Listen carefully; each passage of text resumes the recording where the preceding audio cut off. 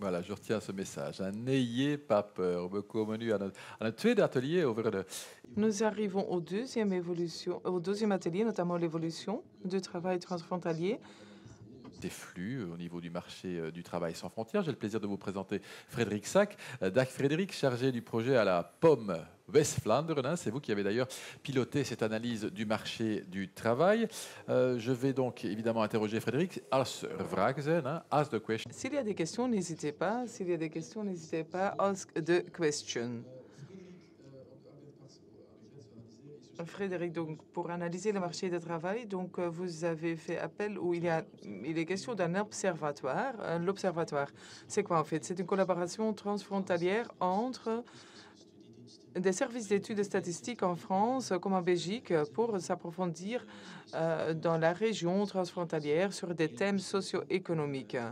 En fait, il faut le voir dans le cadre d'un projet pilote. Avec le groupe de travail, nous allons parcourir les possibilités pour en arriver à un ensemble transfrontalier dans nos analyses. Et pour cela, dans ce projet pilote, il est très important d'apprendre l'un de l'autre, d'avoir des accords de collaboration, mais également pour bien réfléchir sur les différentes possibilités, les perspectives de nouvelles thématiques. Le fil rouge à travers ces analyses, ce sont des données ouvertes. Le but est que le lecteur puisse reproduire les données. Et pour cela, nous essayons de trouver des sources publiques ouvertes qui sont officielles, bien évidemment. En fait, il y a deux thématiques que nous allons traiter. Le premier thème, ce sont les photos sectorielles, des photos sectorielles qui sont créées pour les trois secteurs de pointe, l'agroalimentaire, le textile et le bâtiment, et puis le flux transfrontalier. On essaye de trouver de nouvelles méthodes pour quantifier ce flux transfrontalier. Commençons par les photos sectorielles. Qu'est-ce que c'est? Des photos sectorielles ont été créées par notre groupe de travail. Il y a 3 partenaires, INSEE en France, IWEPS en Wallonie et POM en Flandre occidentale, dont je fais partie. Donc, ces 3 services statistiques qui ont collaboré pour rédiger ces photos sectorielles. Une photo sectorielle, c'est donc en fait une image à l'instant, on fait une analyse du secteur, on se base sur des chiffres de différentes sources et on va détecter l'évolution de ces données, donc comment elle a évolué au fil du temps. Ce qui est très important dans cela, c'est d'arriver à de nouvelles perspectives.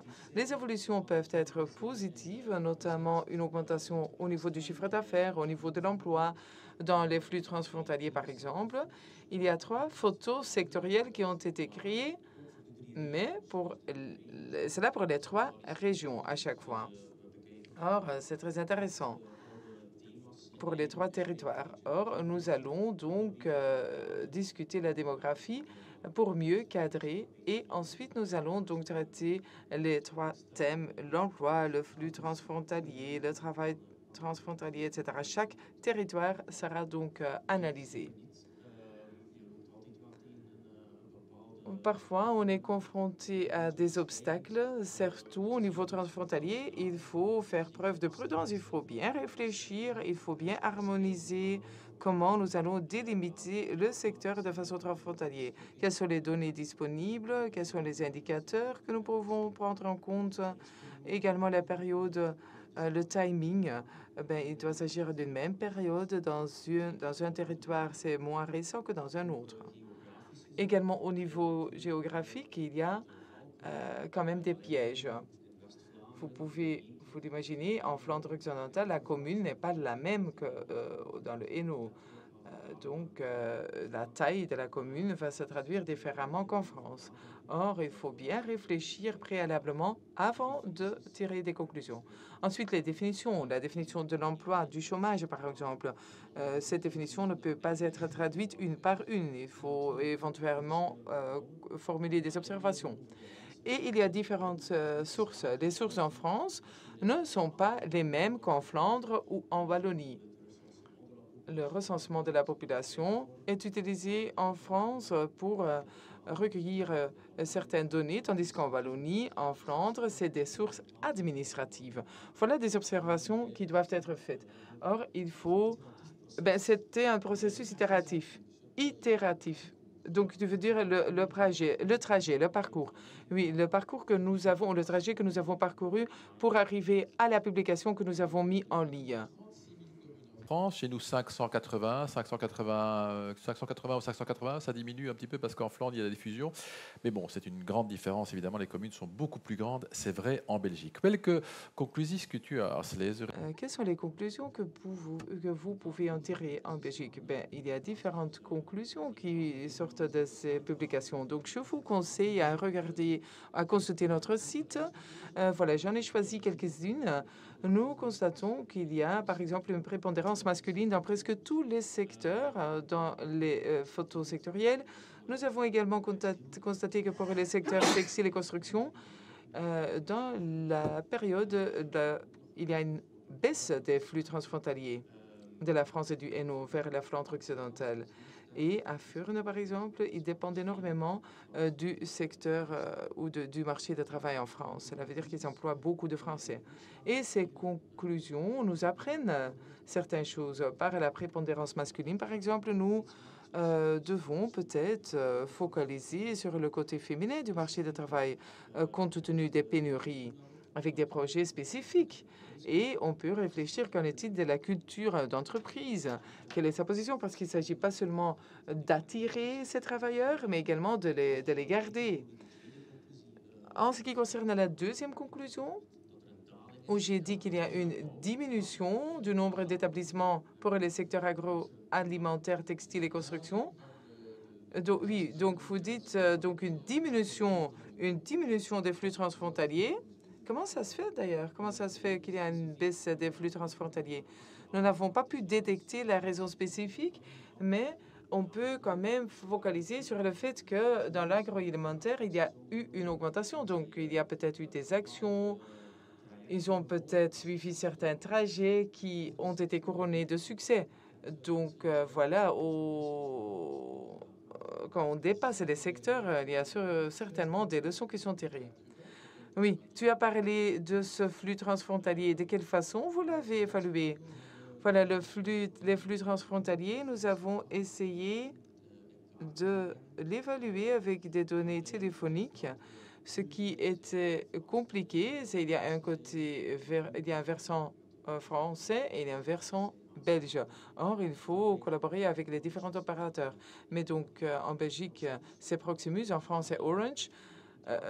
Ce qui complique un peu la collaboration, mais on a demandé de mesurer des données pendant 1 an pour voir quelles sont les tendances d'un travailleur transfrontalier qui fait donc le mouvement, le flux vers la frontière, puis il s'arrête à la frontière parce que là, les données du provider s'arrêtent, mais puis de le retrouver du côté de la Flandre occidentale pour se rendre au boulot.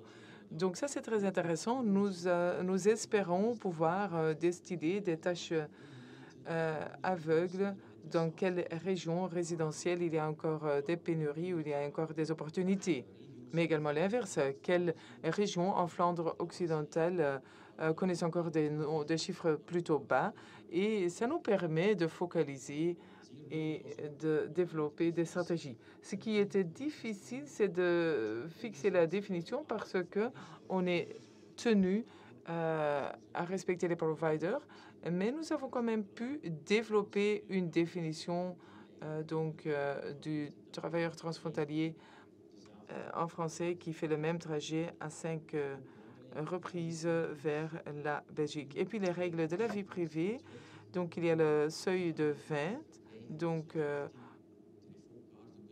vous pouvez suivre, si vous suivez 18 cartes téléphoniques, malheureusement, ça s'arrête à 20. Oui, au niveau de GDPR, au niveau de la vie privée, donc on peut avoir une sous-estimation quelque part. Voilà, très important d'en tenir compte. Oui, je tiens à le souligner au niveau européen. C'est quelque chose qui se fait très peu, ce que vous avez fait. C'est plutôt exceptionnel. Vous pouvez quand même le dire. C'est exceptionnel, c'est jamais vu. Oui, tout à fait. C'était un trajet d'apprentissage que je sache, c'est la première fois de faire des analyses sur les flux transfrontaliers. Voilà, on a utilisé les big data pour compléter nos sources administratives et dans cette étude de cas, on peut quand même en tirer des informations intéressantes. Oui, voilà quelles sont les conclusions, mais surtout quand et où pouvons-nous les consulter?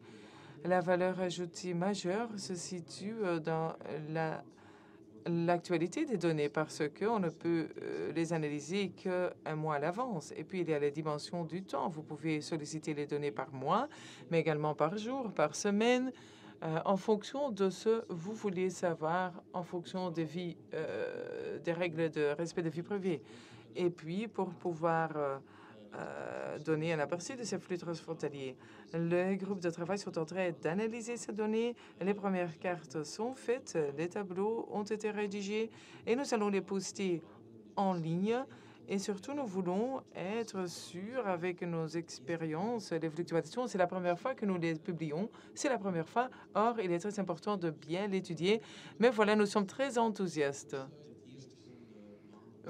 Oui, vous allez voir, vous allez les voir sur notre site web au cours des prochains mois. Donc, merci de nous observer. Merci Frédéric, c'était très clair. Est-ce que tu as des ambitions politiques? Pas en ce moment. Pas en ce moment. Donc, on verra bien peut-être la prochaine fois. Frédéric, donner la parole à des politiques qui le sont déjà en ce qui le concerne, car effectivement, après ce tour passionnant à Califourchon sur les frontières,